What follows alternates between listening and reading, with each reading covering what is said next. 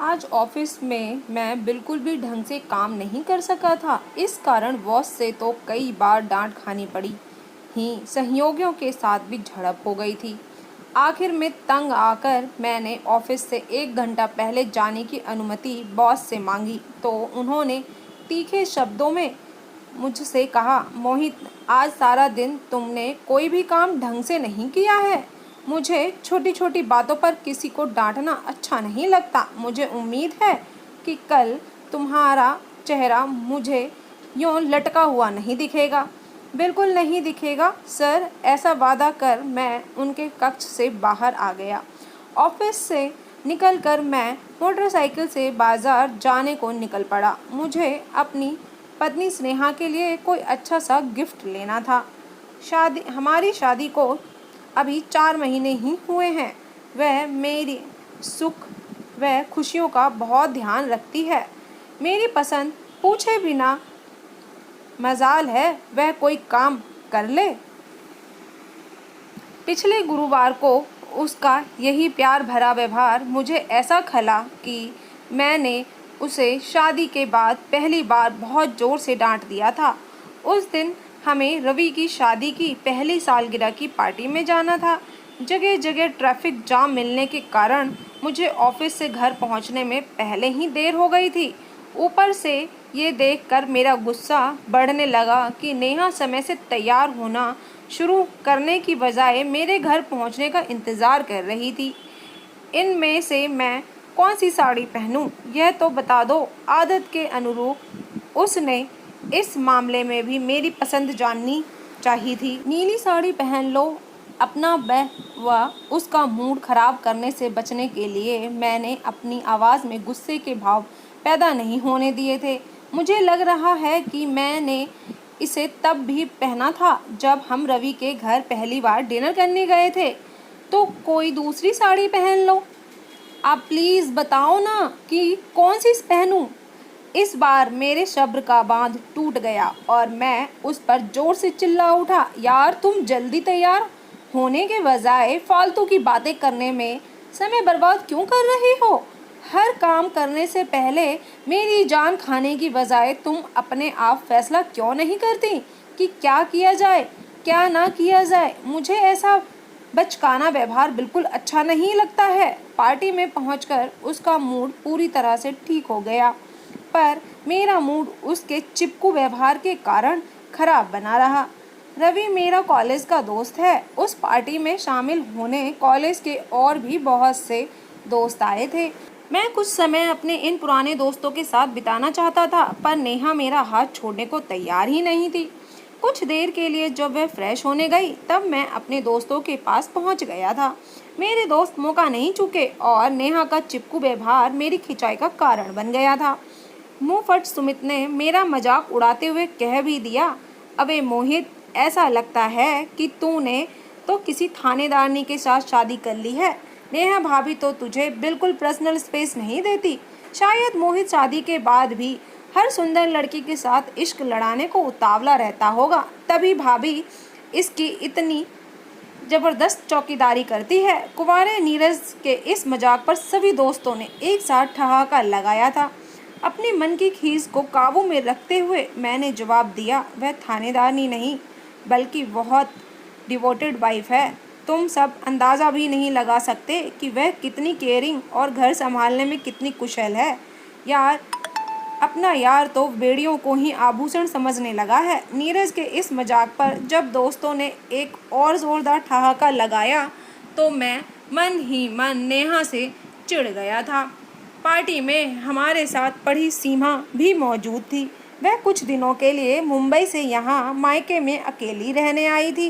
पति के साथ न होने के कारण वह खूब खुलकर कॉलेज के पुराने दोस्तों से हंस बोल रही थी।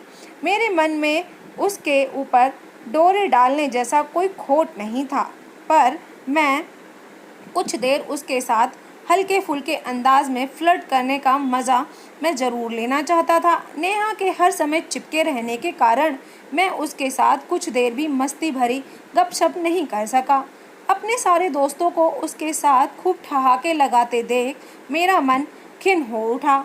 मुझे थोड़ा सा भी समय अपने ढंग से जीने के लिए नहीं मिल रहा है। मेरे मन में इस शिकायत की जड़ें पल पल मजबूत होती चली गई थी। मैं खराब मूड के साथ पार्टी से घर लौटा था। मेरे माथे पे खिंची तनाव की रेखाएं देखकर नेहा ने मुझसे पूछा, क्या सिर में दर्द हो रहा है? हाँ, मुझे भयंकर सिर दर्द हो रहा है, पर तुम सिर दबाने की बात मुंह से निकालना भी मत। मैंने रूखे लहजे में जवाब दिया। मैं सिर दबा दूंगी तो आपकी तबीयत जल्दी ठीक हो जाएगी। मेरी रुखाई देखकर उसका चेहरा फौरन उतर सा गया था। मुझे सर दर्द जल्दी ठीक नहीं करना। अब तुम मेरा सर खाना बंद करो, क्योंकि मैं कुछ देर शांति से अकेले बैठना चाहता हूँ। मुझे खुशी व सुकून से जीने के लिए पर्सनल स्पेस चाहिए। यह बात तुम जितनी जल्दी समझ लोगी उतना अच्छा होगा। मैं उसके ऊपर जोर से घुर्राया तो वह आंसू बहाती हुई मेरे सामने से हट गई थी। अगले दिन मैंने उसके साथ ढंग से बात नहीं की। वह रात को मुझसे लिपटकर सोने लगी तो मैंने उसे दूर धकेला और करवट बदल ली। मुझे उसका अपने साथ चिपक कर रहना फिलहाल बिल्कुल बर्दाश्त नहीं हो रहा था। अगले दिन शनिवार की सुबह मैं जब ऑफिस जाने को घर से निकलने लगा तब उसने मुझसे दुखी व उदास लहजे में कहा था, आपस का प्यार बढ़ाने के लिए पर्सनल स्पेस नहीं बल्कि प्यार भरे साथ की ज़रूरत होती है। मैं आपसे दूर नहीं रह सकती, क्योंकि आपके साथ में मैं कितनी भी हंस बोल लूँ पर मेरा मन नहीं भरता। आज अपने भाई के साथ मैं कुछ दिनों के लिए मायके रहने जा रही हूँ। मेरी अनुपस्थिति में आप जी भरकर पर्सनल स्पेस का मज़ा ले लेना। मैंने उसे रुकने के लिए एक बार भी नहीं कहा, क्योंकि सचमुच कुछ दिनों के लिए मैं अपने लिए पर्सनल स्पेस चाहता था। नेहा से मिली आज़ादी का फ़ायदा उठाने के लिए मैंने उस दिन ऑफिस ख़त्म होने के बाद अपने दोस्त नीरज को फ़ोन किया। उसने फ़ौरन मुझे अपने घर आने की दावत दे दी, क्योंकि वह मुफ्त की शराब पीने को हमेशा ही तैयार रहता था। हम दोनों ने उसके ड्राइंग रूम में बैठकर शराब पी। हमारी महफिल सजने के कारण उसकी पत्नी कविता का मूड बहुत ख़राब नज़र आ रहा था, पर हम दोनों ने अपनी मस्ती के चलते इस बात की फिक्र नहीं की। शराब ख़त्म होने जाने के बाद मुझे मालूम पड़ा कि मेरा दोस्त बदल चुका था। नीरज ने कविता के डर के कारण मुझे डिनर कराए बिना ही घर से विदा कर दिया। मैंने बाहर से बर्गर खाया और घर लौटकर नीरज को मन ही मन ढेर सारी गालियां देता पलंग पर ढेर हो गया। पार्टी के दिन सीमा से खुलकर हंसी मजाक ना कर पाने की बात अभी भी मेरे मन में अटकी हुई थी। इतवार की सुबह मैंने रवि से उसका फ़ोन नंबर लेकर उसके साथ लंच करने का कार्यक्रम बना लिया। हम 12 बजे एक चाइनीज़ रेस्तरां में मिले। पहले मैंने उसे बढ़िया लंच कराया और फिर हम बाज़ार में घूमने लगे। उसकी खनकती हंसी और बातें करने का दिलकश अंदाज लगातार मेरे मन को गुदगुदाए जा रहा था। कुछ देर बाद मैंने उससे पूछा, क्या हम मैटनी शो देखने चलें? नहीं, उसने अपनी आंखों में शरारत भरकर जवाब दिया। क्यों मना कर रही हो? मैंने हंसते हुए पूछा। हॉल के अंधेरे में तुम अपने हाथों को काबू में नहीं रख पाओगे। मैं वादा करता हूँ कि बिल्कुल शरीफ बच्चा बनकर फिल्म देखूंगा। सॉरी मोहित, शादी के बाद तुम्हें नेहा के प्रति वफादार रहना चाहिए। उसका यह वाक्य मेरे मन को बुरी तरह चुभ गया। मैंने उससे चिढ़कर पूछा, क्या तुम अपने पति के प्रति वफादार हो? उसने मुझे पलटकर जवाब दिया, मैं उनके प्रति पूरी तरह से वफादार हूँ। उसका इतरा कर यह जवाब देना मेरी चिढ़ को और ज़्यादा बढ़ा गया। फिर मुझे ऐसा क्यों लग रहा है कि अगर मैं ज़रा सी भी कोशिश करूँ तो तुम मेरे साथ सोने को राज़ी हो जाओगी। Shut up! उसने मुझे चिढ़कर डांटा तो मैं उसका मजाक उड़ाने वाले अंदाज में हंस पड़ा था। मेरे खराब व्यवहार के लिए उसने मुझे माफ़ नहीं किया और कुछ मिनट बाद ज़रूरी काम होने का बहाना बनाकर चली गई। मुझे उसके चले जाने का अफसोस तो नहीं हुआ, पर मन अजीब सी उदासी का शिकार जरूर हो गया। मैंने अकेले ही फिल्म देखी और बाद में देर रात तक बाजार में आकर अकारण घूमता रहा। उस रात भी मैं ढंग से सो नहीं सका, क्योंकि नेहा की याद बहुत सता रही थी। बार बार उससे फ़ोन पर बातें करने की इच्छा हो रही थी, पर उसके साथ गलत व्यवहार करने के अपराध बोध ने ऐसा नहीं करने के लिए मुझे विवश कर रखा था। सोमवार को ऑफिस में दिन गुजारना मेरे लिए मुश्किल हो गया था। काम में मन न लगने के कारण बॉस से कई बार डांट खाई। जब वहाँ रुकना बेहद कठिन हो गया तो बॉस से इजाज़त लेकर मैं घंटा भर पहले ऑफिस से बाहर आ गया था। ऑफिस से निकलने के घंटे भर बाद मैंने नेहा को फ़ोन करके उल्हाना दिया, तुम इतनी ज़्यादा निर्मोही कैसे हो गई हो? आज दिन भर फ़ोन करके मेरा हालचाल क्यों नहीं पूछा? मैंने तो आपकी नाराज़गी व डांट के डर से फ़ोन नहीं किया। उसकी आवाज़ का कंपन बता रहा था कि मेरी आवाज़ सुनकर वह भावुक हो उठी थी।